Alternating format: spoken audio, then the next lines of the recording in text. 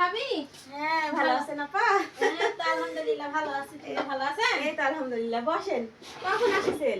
এই আসছি পরশুদিন। একটু বসেন। দিয়ে দেখো আসার সময় হয়নি কো। তো বড় খালা অসুখ তো দেখতে গেছিল খালা দিয়ে আসার সময় হয়নি। জানতে যা একটু ভাবির সাথে দেখা করে আসি। ভালো আছেন। তুমি কি এই গরমের দিনে ধুপি বানাবেন নাকি? কেমন ধুপি পিঠা বানানোর মতন যে? না রে আপা, এটা ধুপি বানানালা। এটা ছিল আমিও নতুন জানেন, বাজারে যা দেখে আমার খুব ভালো লাগলো এই জিনিসটা, একদম নতুন আমার কাছে মনে হলো। এটা হলো কয়েল দেওয়ার, জানেন এর মধ্যে কয়েল দিলে এই যে ফুটাগুলো দেখতেন না, এই ঢাকনা এভাবে ঢাকা দিলে ফুটা দিয়ে এপার দিয়ে সবটা ধোঁয়া বাড়াবে।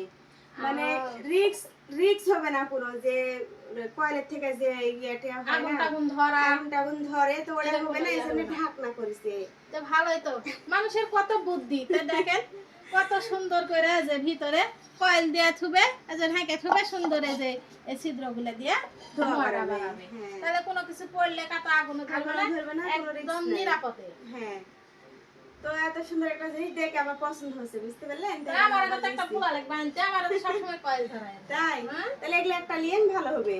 হ্যাঁ আমার একটা লিয়ে হয় টপ করে কিন্তু মানুষ ধরতে পারবে না, না, না, যে বুঝতে ধুপি পারবে পিঠা না। বানানো। এই যে ফুটে আছে তাই মনে হবে কিছু পিঠা বানানোর জন্য আর কি, কিন্তু পিঠা বানানোর জন্য কয়েল ধোয়ার জন্য।